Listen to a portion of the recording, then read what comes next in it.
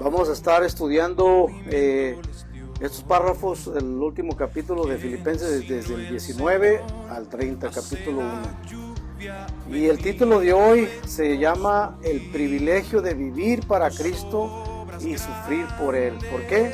Porque vemos aquí cómo el apóstol Pablo estaba preso cuando escribe estas cartas, esta epístola a los filipenses, que desde la cárcel estaba escribiendo con gran gozo acerca de cómo se gozaba del Evangelio de Cristo y cómo, a pesar de que estaba pasando por estas circunstancias de sufrimiento y estando preso en el Señor, sufriendo por predicar el Evangelio de Jesucristo, en este tiempo fue cuando se desatan persecuciones religiosas, donde no reconocían al cristianismo, y cuando escuchaban a los apóstoles predicar el Evangelio para hablar de Jesucristo y de Cristo crucificado, pues ellos fueron llevados presos, algunos de los apóstoles, y en este caso sería el apóstol Pablo, que también sufrió el martirio por llevar el Evangelio de Cristo, entregando su vida con pasión, con denuedo, llevando el Evangelio, la verdad de Cristo a todas las naciones, y fue el apóstol que más se extendió fuera de Israel, llevando el Evangelio, el mensaje, y ahora vemos aquí que está sufriendo por Cristo, preso en el Señor, pero con gran gozo en su corazón y con gran pasión de seguir predicando el Evangelio, y creo que fue así hasta su último día de su vida, y un gran ejemplo. Y vamos a estar viendo desde el versículo 19 al 30 del capítulo 1. La idea central: Dios en su soberanía usa todas las circunstancias para la gloria de Cristo y el bien de sus hijos, el bien también de sus elegidos. El creyente vive para Cristo. Todo el tiempo que el creyente tiene que estar viviendo para Cristo. Muere con ganancia y persevera fielmente porque Dios se lo otorga.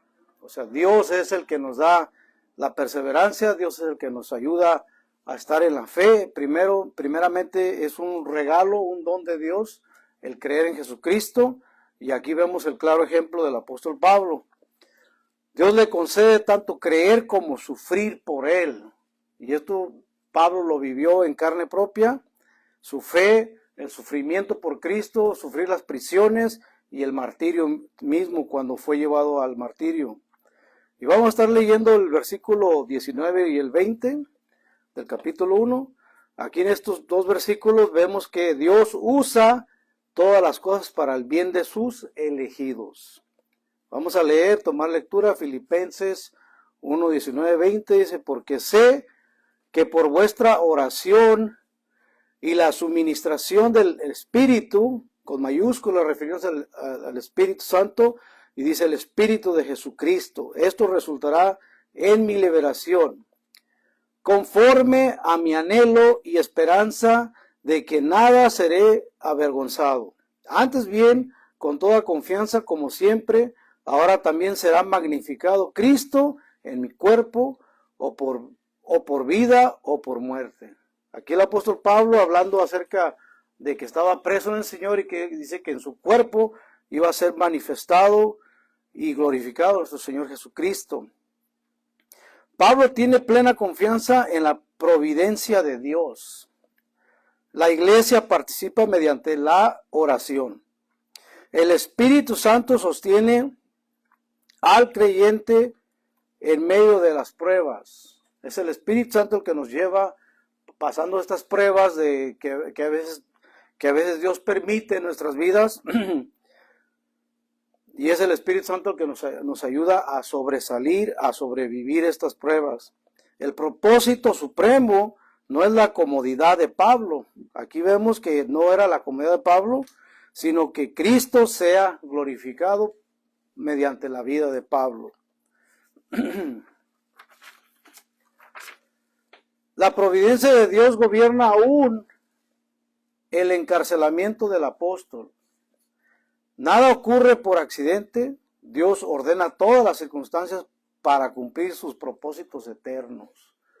Dios, ni nada de lo que sucedió en la vida del apóstol Pablo de todos sus encarcelamientos, todos sus sufrimientos, todo fue por órdenes, por propósitos divinos de Dios. Romanos 8:28 dice, y sabemos que a los que aman a Dios, todas las cosas les ayudan a bien, esto es, a los que conforme a su propósito son llamados. El propósito es de Dios. Dios ya tiene un propósito en la vida de cada seguidor de Cristo, de cada persona que sigue a Cristo de manera fiel, porque son llamados por mismo Dios.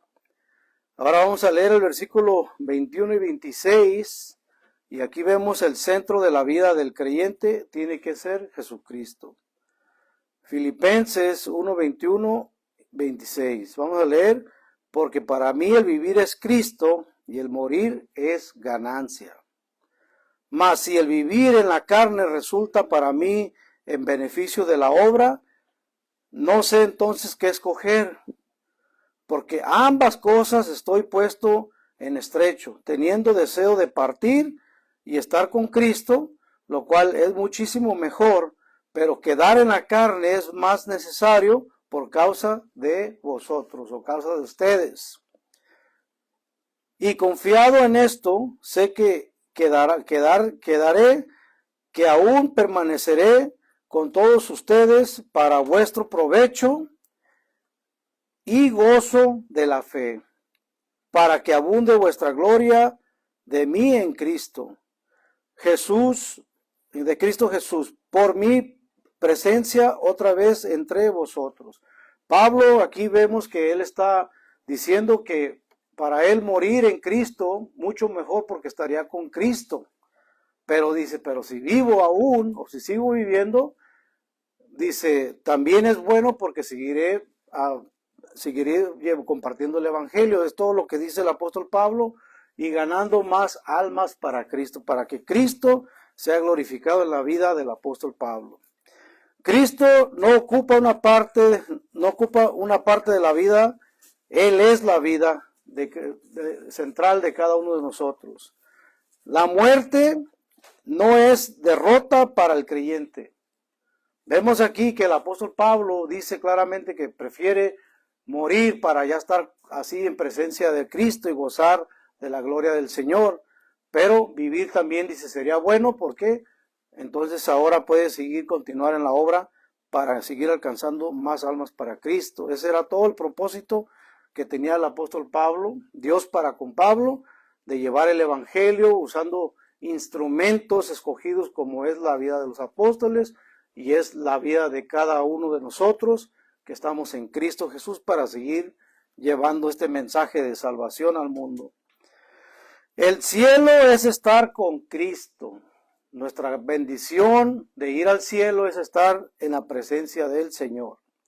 Ese es el gozo que todo cristiano debe de tener, y es por eso que para nosotros la muerte ya no es algo de tristeza, sino es algo de alegría, porque pasamos a una vida mejor con nuestro Señor Jesucristo.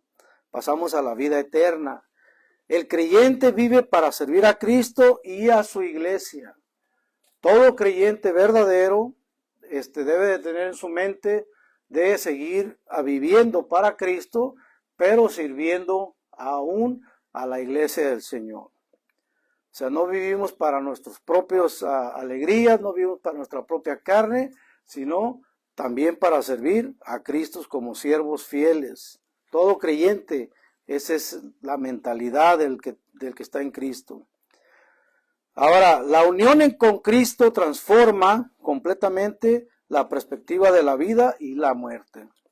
El creyente persevera porque pertenece a Cristo, y es porque Dios se lo otorga, y es porque Dios ya lo ha llamado a vivir para el Señor. Podemos ver Colosenses 4. Colosenses capítulo 3, del versículo 3 al 4. Dice, porque habéis muerto y vuestra vida está escondida con Cristo en Dios. Cuando Cristo, vuestra vida, se manifieste, entonces vosotros también seréis manifestados en él en gloria. Ahora vamos a leer el versículo 27 y el 28 del capítulo 1 de Filipenses de nuestro estudio. Los creyentes son llamados a vivir dignamente del Evangelio. Filipenses 2, 1, 27 y 28 vamos a leer. Dice, solamente que os comportéis como es digno del Evangelio de Cristo, para que, o sea que vayas a verlos, o que estés ausente, oiga de vosotros que estáis firmes en un mismo espíritu, combatiendo unánimes por la fe del Evangelio, y en nada intimidados por lo que se oponen, que para ellos ciertamente es indicio de perdición, mas para ustedes de salvación. Y esto de Dios, esto de Dios, dice así. El Evangelio produce una vida santa, la iglesia debe permanecer unida.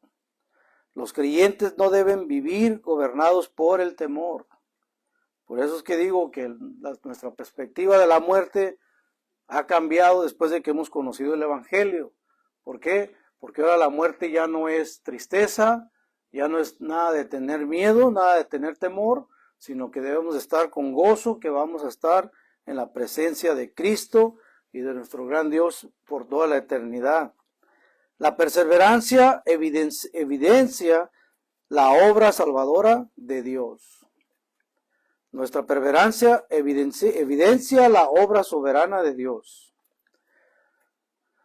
La santidad no es el medio para obtener salvación. Hay que tener esto claro. La santidad no es el medio para obtener la salvación, sino el fruto inevitable de una vida regenerada por el Espíritu Santo. De una persona que se ha convertido a Cristo, ahora su santidad o sus obras son la evidencia de que han sido regenerados por el Espíritu Santo, de que ahora tienen una vida nueva en Cristo Jesús.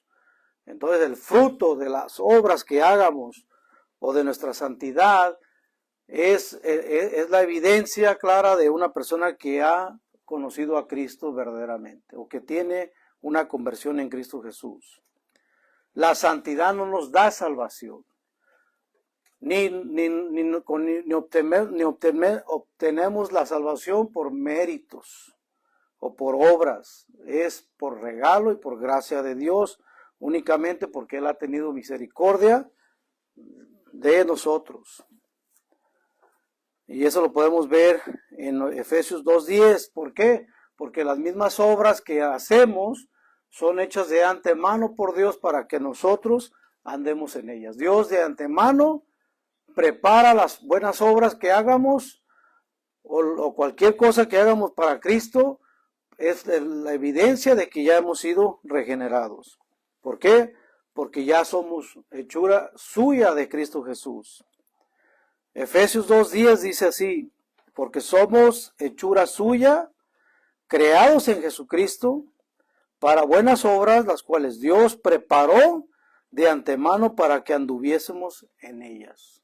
O sea, las obras que tú hagas para Cristo, ni siquiera tú te puedes acreditar algo de esa obra porque es Dios el que la prepara y es Dios el que te la pone en tu corazón para que tú las lleves a cabo. Entonces el mérito siempre va a ser para nuestro gran Dios y Salvador. Y eso no es para nuestra salvación. ¿Por qué? Porque son obras que Dios ya preparó de antemano para que anduviésemos en ellas. Y bueno, vamos a leer el Filipenses 1, 29 y 30, que son nuestros versículos de este capítulo finales. Y aquí vamos a ver que creer y sufrir son dones de la gracia de Dios. Creer, como lo dije ahorita, el creer en Cristo es un regalo de Dios y el sufrir también son regalos que Dios nos da porque eso produce un carácter aprobado.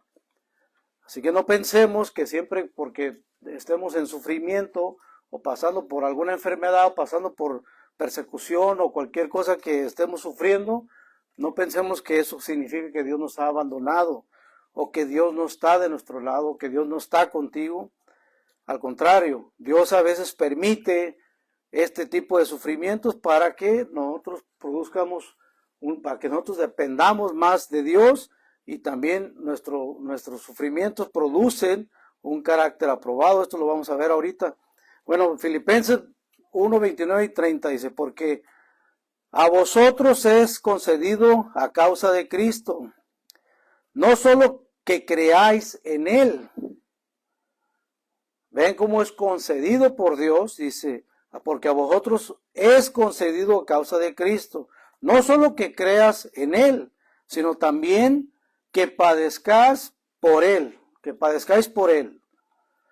teniendo el mismo conflicto que habéis visto en mí, y ahora saben que hay en mí.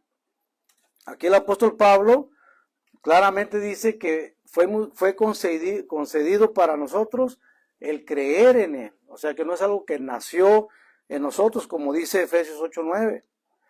Es algo que es un regalo de Dios, que Dios nos concede creer en Jesucristo, y también dice, no solo que creáis en Él, sino que también padezcáis por Él. O sea que también vienen los sufrimientos por Él. Y es por eso que el título de hoy yo lo llamé el privilegio de vivir para Cristo y sufrir por Él. Es por eso que le puse yo este título a este tema de hoy.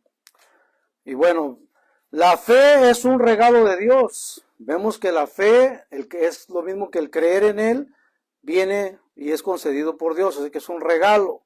El sufrimiento también forma parte del plan de Dios. El sufrimiento también forma parte del plan de Dios, así que si nosotros pasamos por sufrimiento, persecución, no es que Dios nos haya abandonado, sino porque Dios a veces permite que esto pase para tener un carácter aprobado ante Dios, y porque Dios así simplemente lo quiere. Dios usa las pruebas para santificar a sus hijos o a sus elegidos. Dios usa las pruebas para santificar a sus hijos. La iglesia comparte la misma lucha espiritual. La iglesia completa. No importa si eres pastor o no eres pastor, o eres diácono, o eres simplemente una persona que hace el aseo dentro de la iglesia. Si eres parte de la iglesia, Dios también comparte esos mismos sufrimientos, estas mismas luchas con todos los hermanos en general. Porque la iglesia somos todos los que creemos en Cristo Jesús, los que somos sellados por el Espíritu Santo, formamos parte de la iglesia, cada uno de nosotros. Este versículo enseña claramente la doctrina de la gracia soberana. No solo la salvación proviene de Dios, incluso la fe es concedida por Él, por mismo Dios. Y esto se confirma también en Efesios 2, 8, 9. Efesios 2, 8 al 9 dice así, porque por gracia sois salvos por medio de la fe, y esto no de vosotros, pues es un don de Dios. O sea, don quiere decir regalo. Es un regalo de Dios, dice, no por obras, para que nadie se vanaglorie. Y claramente dice, y esto no nace de vosotros, sino que es un regalo de Dios. Esto no nace de ti, sino un regalo de lo alto. Asimismo, el sufrimiento por Cristo no es una señal de abandono. Hay que tener claro esto. Asimismo, el sufrimiento por Cristo no es una señal de abandono. Vemos el ejemplo del apóstol Pablo. Vayan a Hechos 9, 13 y 16. Cuando Pablo fue llamado por mismo Jesús, cuando él perseguía a la iglesia, tenemos este claro ejemplo de la conversión de Pablo. Cuando Pablo fue llamado por Cristo y tuvo la visión de Cristo, él mandó a Ananías para que él recobrara la vista. Y miren lo que dice Ananías cuando fue llamado por mismo Cristo.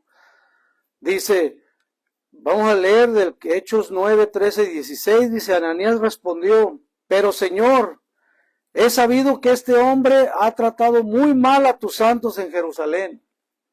También sé que los principales sacerdotes le han dado autoridad para prender a todos los que invocan tu nombre.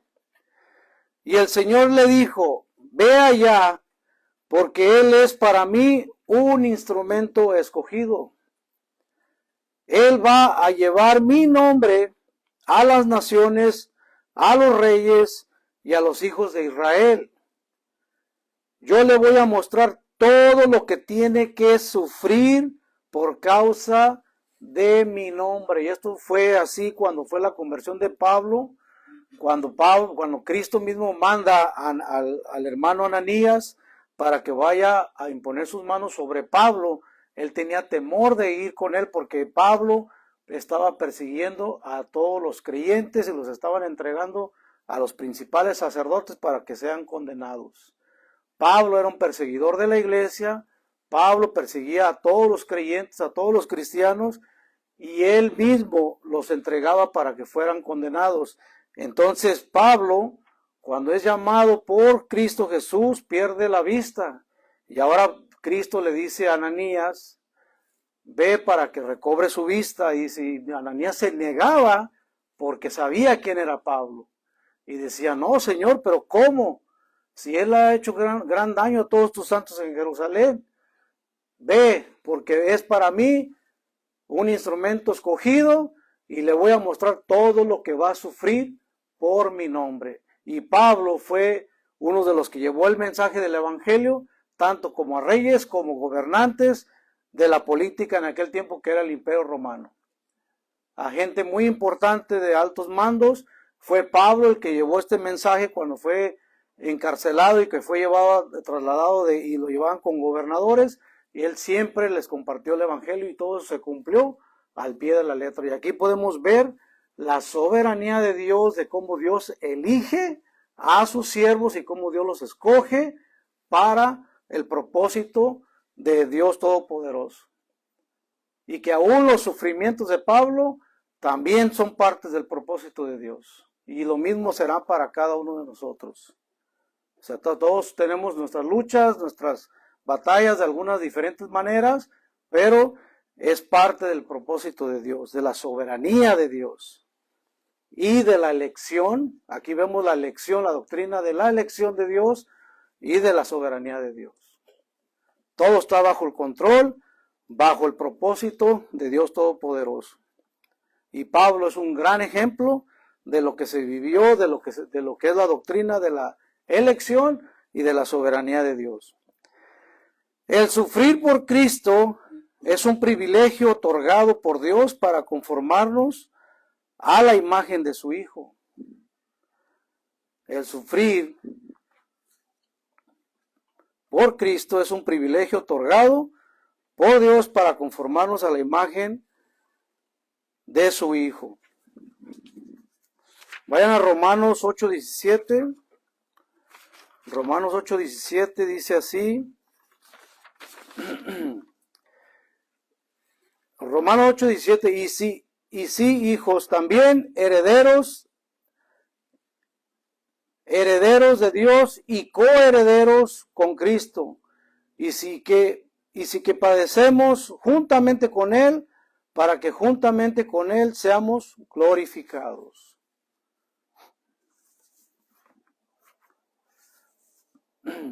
El padecer por Él es también algo que Dios nos otorga, esta parte del propósito y de la soberanía de Dios. Los sufrimientos otorgados por Dios también producen resistencia y un carácter aprobado por Dios. Y es por eso que Dios los permite, para que nosotros dependamos más y poner nuestra confianza en Dios mismo, aún en nuestros sufrimientos. Romanos 5, 3 y 4. Romanos capítulo 5 del 3, versículo 3 al 4. Vamos a leer, dice, y no solo esto, sino que también nos regocijamos en los sufrimientos, porque sabemos que los sufrimientos producen resistencia, Y la resistencia produce un carácter aprobado. Y el carácter aprobado produce esperanza. Entonces, por eso también es que dice Pablo, y nos regocijamos en los sufrimientos, porque sabemos que el sufrimiento produce resistencia y la resistencia produce un carácter aprobado. Y el carácter aprobado produce esperanza. Y la esperanza está en el Evangelio de Cristo, en que un día vamos a estar en la presencia de Él, gozando de las alegrías que nunca hemos vivido, gozando de todas las bendiciones que Dios nos va a dar cuando estemos en su presencia, que no tenemos ni la menor idea de lo que vamos a vivir cuando estemos en la gloria de Cristo. Y bueno, vamos a estar concluyendo ya casi. Pablo presenta una cosmovisión completamente centrada en Dios.